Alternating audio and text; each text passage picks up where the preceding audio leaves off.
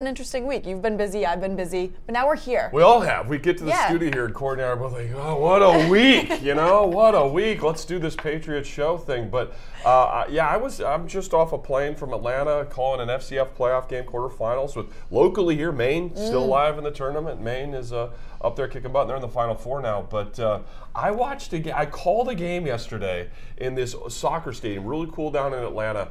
And it didn't have any sort of overhang on the front window. So for 4 hours, I looked through a glass with my mic on and called a football game. Kind of like if you were driving on the interstate and you had no windshield wipers. So number 32, I think, on the tackle, maybe. Good play. Or that guy, you know. So, yeah, we woke up this morning with a little bit of a headache, a little bit of an eye strain. Courtney's rolling with the glasses. We're like you are. It's been a crazy week, but we get to talk about Patriots We now, are. We're gonna hang out. We're gonna talk. We're gonna relax. Let's do it. We're in our Sunday casuals. Sunday cash, yeah, so gallon of coffee. Let's get into it, because while we're relaxing, the Patriots are on the road. They've got a hard one on their plate. They've lost 4 of the last 5 in Miami since 2013. I think that's the major storyline. People are always saying Tom Brady doesn't play well in Miami. You as a player, what is it about that stadium? Obviously the weather is different there, but... Yeah, so this is actually one of those games on your schedule where, you know, as a Patriots player for those years, and even when I was with the Jets, you know this division, you know you have that one weird team in Miami. Look at some of the other divisions around the NFL.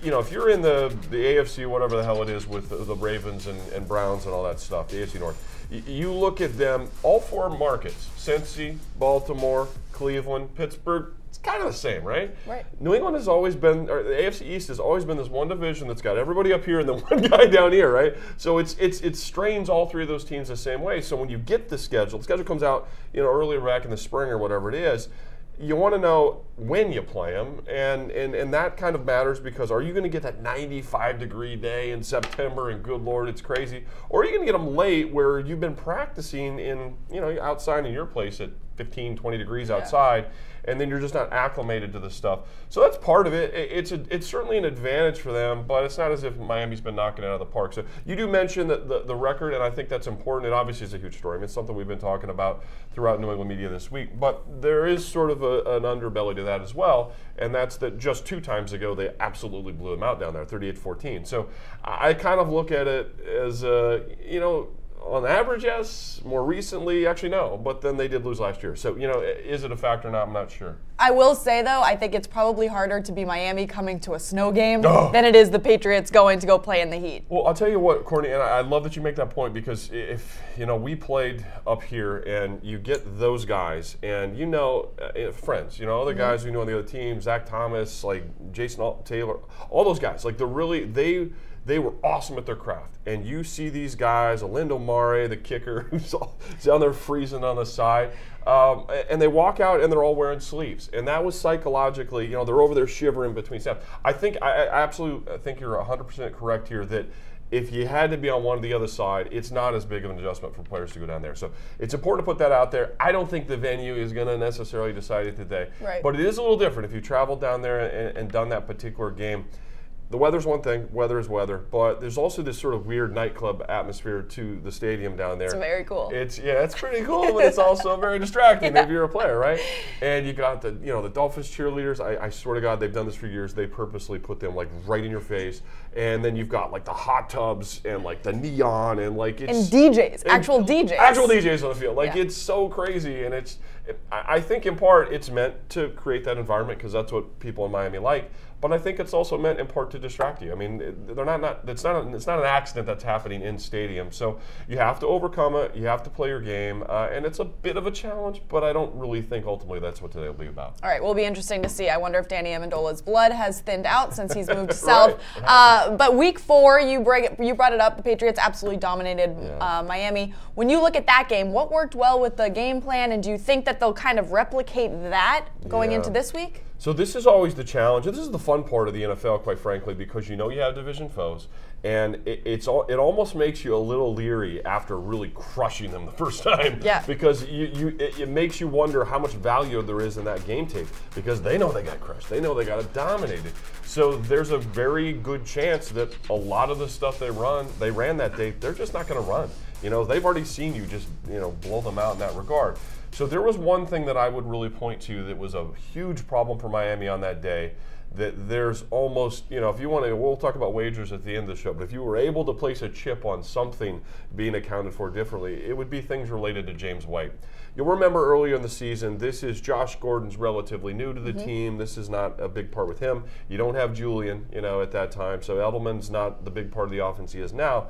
And this was that moment where James White's being used and being targeted like 10 times a game. As a receiver, is he a back? That was really kind of a confusing thing. And again, this is tough on a TV show like we're doing with y'all now to sort of illustrate how difficult it is for a linebacker if you're charged with covering him, of not knowing if he's a receiver or back. It's because there's all these goofy little rules in the NFL of what you do if he's this or what you do if he's that, and how the people behind you, the defensive backs, are counting him. It's a real screw job. It's really, the other team knows that. That's kind of why they're doing it. The reason we bring up James White, though, today, Courtney, is because he now has a counterpart in Rex Burkhead, who's now arrived this time.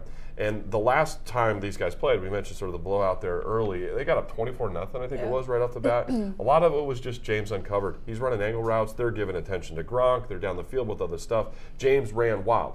So do the Dolphins come back and say, we're not letting James run wild? Well, if they do that, you have a much more developed package with Josh Gordon now. You actually have Rex, who a week ago, they were running split backs. They had two backs back there, so both guys are running the same stuff. So you go slide to James, right. Rex may be open. So I think it's one of those things, if they attempt to overcorrect, they could create more problems for themselves. Okay, let's stay with the past. Last week, the Patriots got a great win against the Vikings. The D-backs basically shut down Adam Thielen and Stephon Diggs. Two guys that basically everybody was talking about leading up to the game. How are they able to do that? And then what's the biggest challenge in that area when you look at Miami? Yeah, so it's a great question because, I mean, we did the show last week and we certainly were saying, hey, you know what's going to happen? Yeah. Thielen and Diggs are going to be shut out. And that's the key to the game. You're going to keep both those guys from way below their averages. No, none of us really predicted that, but I think what it shows you, what it reflects is that the Patriots, in the way that they built this team, they obviously have a greater appreciation for who they've gotten because they know their guys better than we do. But they went through camp.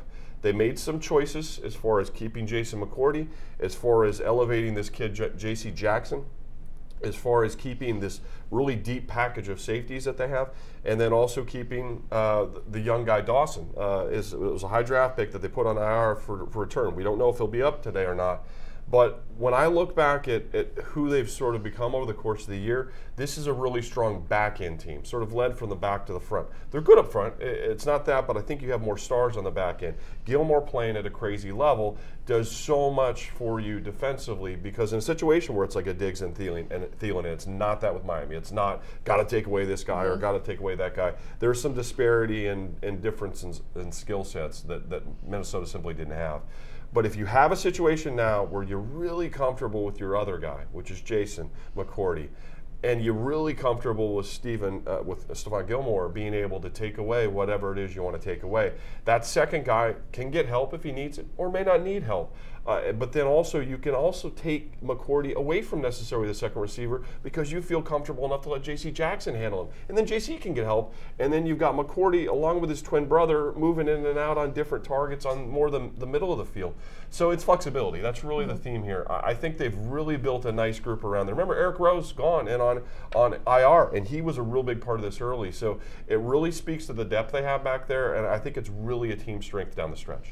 All right, well, I'm sure Adam Thielen didn't think that the headline after the game was going to be what it was for him. I've never seen so many Patriots media in that locker room post-game after a Patriots win. But obviously, if you watch that game, you saw the Bill Belichick, Adam Thielen showdown, if you will. It really wasn't that big of a deal, but I think people see that and immediately social media takes over. Yeah, it was fun. Yeah, very fun. You all remember the old soundbite with Derek Mason from the Ravens, where Bill had his similar "shut the F up" kind of expletive thing with him.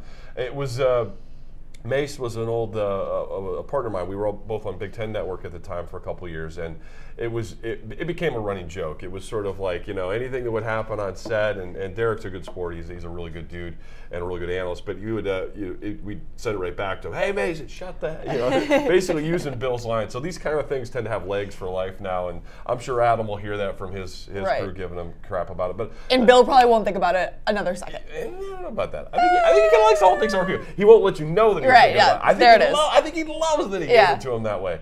But it's fun, and I think that both of them handled it in a relatively professional way. After 100%. Thielen got, as you mentioned, sort of swarmed, and he says, I wasn't happy with this, I didn't like it, I said it, but I still respect that guy. Yes. No big deal. And Bill's like, what are we talking about? So shocking. Neither of them took the opportunity to try to hammer the other dude because all's fair in love and war. When you're out there on the field, you say crazy stuff. I've said things that I go to church on Sundays I would not want to repeat, and I'm glad that that's behind me and I can move on. And I think a lot of times that's what all this really is. All right, well, sticking with last week, we saw a lot of different players kind of taking over the field for the Patriots. Yeah. 9 different players with catches, 7 different players rushing the ball.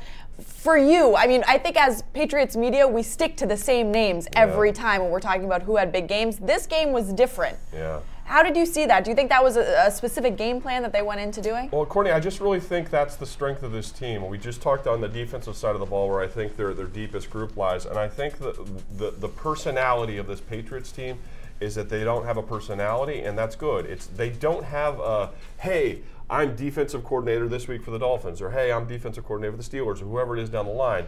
We're playing the Patriots. Here's who we've got to take away. Right. They don't have that guy. They really don't. This is not the Gronk year. Gronk is still out there. He's a big factor. He's blocking well. He occasionally absorbs coverages as well. But he doesn't have to be the guys of years ago. They can run right behind him, point of attack, and have a huge game in the running game with Sony Michel.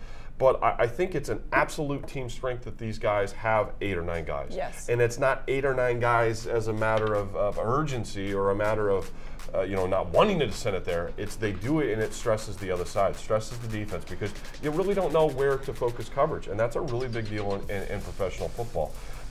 Josh Gordon can literally sit for a half, do nothing, run routes, never be thrown to, and explode in the second half and have a box score that ends up looking like a full game.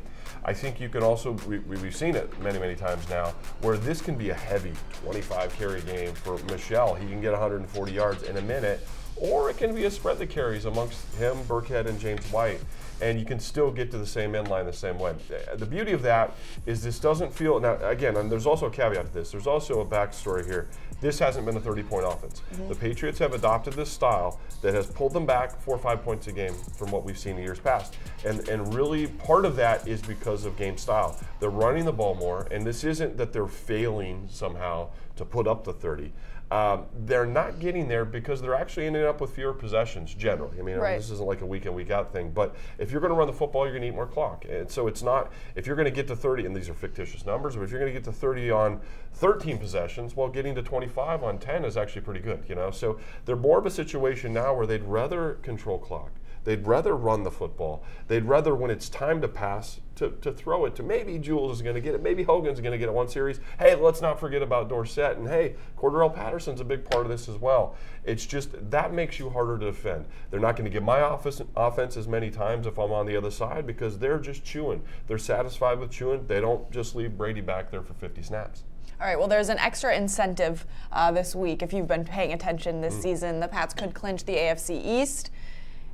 Does that matter to the players? Does that give them an extra kind of boost when they're going into the game? Or yes. But if you ask them, I think they're like, yeah, we know about it, but we're going to play, how we normally play. So one of the things that I try to say this every year on any of the things that we do with NESN, I completely understand the fan point of view that you see the same logo, you see the flying Elvis, you see Bill, you see Tom, and you just say, this is old hat. You have to remember, folks, that the roster turns over quite a bit. There's a lot of guys in that room that actually haven't experienced this. Right. We've experienced them watching that logo, that coach, that quarterback, but there's a ton of dudes in there who have never been through this before, or some that have only done it once, and the second time is still a pretty big deal. Hat and T-shirt day, as Brewski always likes to say, as our old teammate Teddy. It's a hat and T-shirt day, it's a hat and T-shirt day, and it does. It brings a little juice in there. Trust me, when you're in a long season, a 16-game week with a bye week in there, that long training camp, heading into the playoffs, you kind of look for little things to hang on. And it's silly that, when you play in the NFL, you have apparel deals. You may have a deal with Nike or Reebok or Adidas or Under Armour, whatever it is. But on this particular day, you get a T-shirt that might cost $20. Yeah. And you get a hat that might cost 20 bucks. But because you got the one that they put in your locker, that's it's something corny about that, but it registers with guys. And you can look at the old YouTube clips. A lot of people are throwing it on Twitter this week. That game where we sealed. We got a hat and t-shirt day down in Miami. One of the happiest moments I ever remember as a pro that was a non-Super Bowl game. It was a tough place to win. We finally got over the hill there. And when you get in the locker, we're all partying, hanging out, and the drinks start flowing. We have a good time before we get on the bus. But you go back to the locker, and up in the little stall is that hat and t-shirt. And it's corny as all hell. No, but it's cool. I completely get it, but it's really cool. And you've got this, $1,000+ suits hanging in there, and you've got all this gear, and guys have their super expensive bags.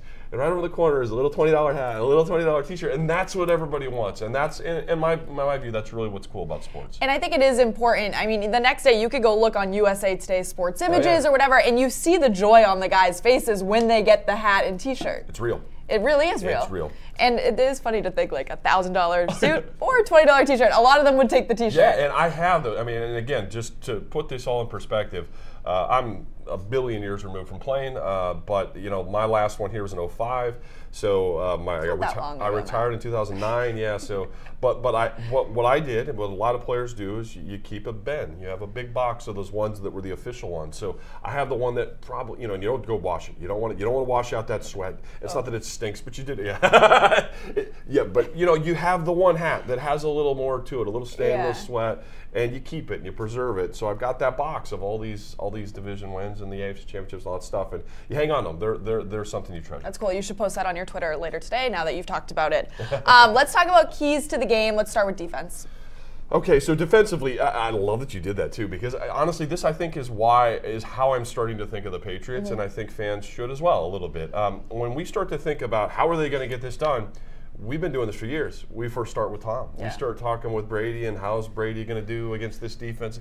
I think we've really transitioned in the phase where it's a coin flip. You could talk about either side. But not to say that Tom is in any way less talented. Because you say that and then people are like, Tom, yeah. It changed. Yeah, exactly. No, it's not that. It's just they have pulled themselves into a style that's balanced. Right. Defense is pulling weight just as much as offense is pulling weight. Special teams is involved there as well. But also because they run the football, it's not just how many yards is the quarterback going to have. Is he going to play well and they're going to win, or is he not going to play well and they'll lose? It's a little bit like the Saints, quite frankly. And I think that's why it's cool that we put it in this frame, because look around the league. The teams that are doing that way are nearest the top of the heap. Well, the Chiefs don't qualify there. They're not playing much defense at all, but we'll see where that all goes. So the reason we'll start with defense here is because I really think this group is setting the tone for what's going to be required of the offense. And I think when you look at the defense, you're going to want to force one of those kind of Tannehill games. I have respect for Tannehill. I'm not going to trash him. I know it's one of those names in the league that because he didn't, rise to be one of the top 10s, that he's somehow garbage, and that's not at all. He's still an NFL quarterback. He's an NFL quarterback, and he's a good pro, and he can beat you. He often doesn't, but he can. He's capable, and he's very capable with his legs. But the thing that has been an issue for him is making him go deeper into reads. I call it a Tannehill game, where if you do take away where you can tell he wants to go, he's not a go in 3 and 4 reads deep guy. He's not okay, they took away this part of the game plan for the first 2 quarters, we're going to change on a dime. If they've zoned in on something that works for him, he can have some good games. And he had some pretty good games the last couple of weeks, so he comes in here relatively hot, whatever that means. But they need a running game behind him, and the Patriots take that away with Drake and Gore.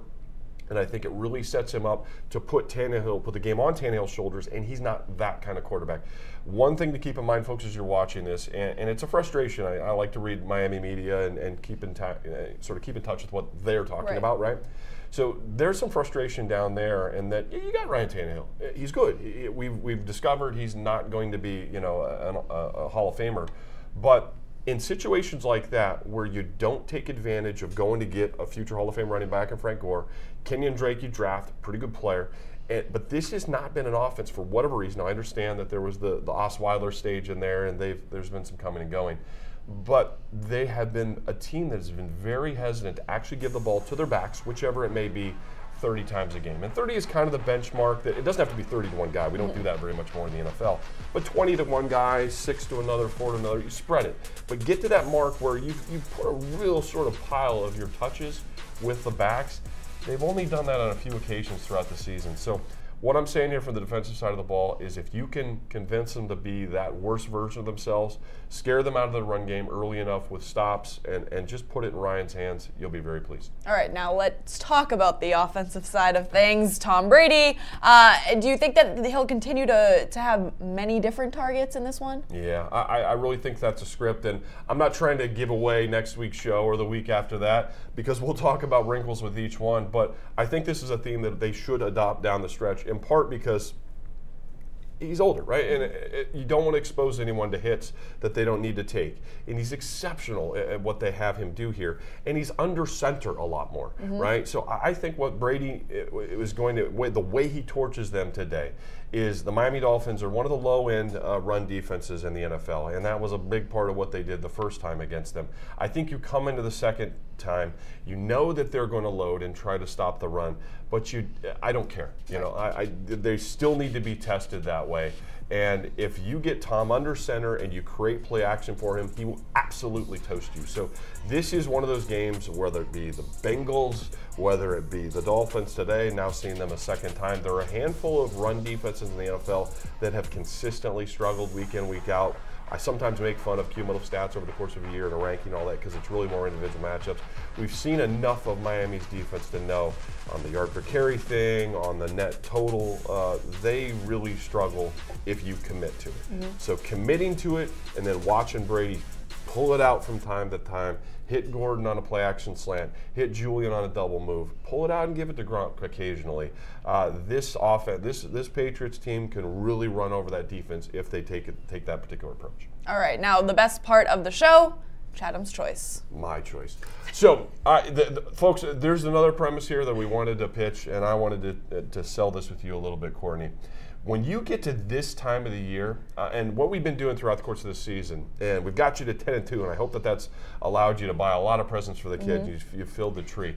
But points betting, which we've won on a lot this year, where we're like, you know, we're going to stay away from the line. Points betting to me always gets a little nerve-wracking towards the end of the season because in this particular instance, a second time around, you look at the history, second time around can go any number of ways. So it's very difficult to get into a situation where you're guessing on game style. Are you willing to guess that it happens precisely as before? Because that can happen, and there are histories where one blowout, big total, second blowout, big total. And by and large, we're looking at most of the same personnel from one game to the next. Or it could go the entirely other way. And I don't want to lead you, and I don't want to have to pull presents back from under the tree. Oh, no. No, kids. Oh, no. The puppy's going back on the bus. No, so I say that, and it's highly plausible, and there's a history here to tell you that even if you felt really good about what you thought was going to be, this could easily be a low-score game because the second time things tighten and the script's entirely different. So because the variability is too high there, we're going to stick with the spread. And this week it has moved around. I saw it at one point at 7-5, rested at 8 middle of the week. Patriots 8-5 now. If you're wagering late in the week, you'll have to roll with that number if you didn't get 8 earlier in the week. But my view here is anything south of 10 is a good number for you. You're not too far off a single score. And quite frankly, these teams are not very even. It's a 6-6 team of the Dolphins. And I look at the job that Adam Gase has done when I look down his roster, some of the issues they've had, losing your quarterback for a few weeks.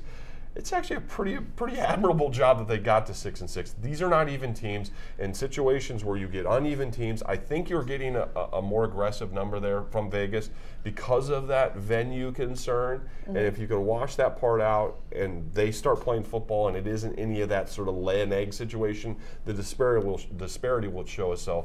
I end up thinking this is more of like a 2-score kind of game. So I think you're safe this week actually going with the Patriots just on the line. All right, and even if you lose a little bit of money, at least you have Santa to get the. At least you have Santa. Well, Santa's your backstop. Yeah. Santa's your backstop. Well, plus if you rolled with us throughout the year, then you're fine. You're so far ahead of things. It's like giving back a pair of socks. Yeah, exactly. Over under on if there will be a best friends Instagram between Edelman and Amendola. Has that already happened yet? Well, not for this game, but usually every time they see each other, we get a best friends. Well, maybe they'll exchange jerseys after. That'd be just interesting. Because they had plenty of opportunities to already do that when they played together. Exactly. Yeah. All right, well, great stuff. Enjoy your Sunday. Get some eggnog, maybe. Get into the whole. I don't like it either. Person? No. But I'm sure a lot of people are. Eggnog. Sorry, I didn't know that was. Eggnog. Are we pro eggnog here? I'm not. I thought this was an anti-eggnog. Well, go get a little bit of Fireball then. I don't know. Enjoy your Sunday. Hopefully, Pats clinch today. Yeah, that's the thing. Hat It t-shirt could. day. It could. Hat Big day. t-shirt day. Big day. All right. Enjoy, guys. Thanks so much for tuning in. We will see you next time. Go Pats.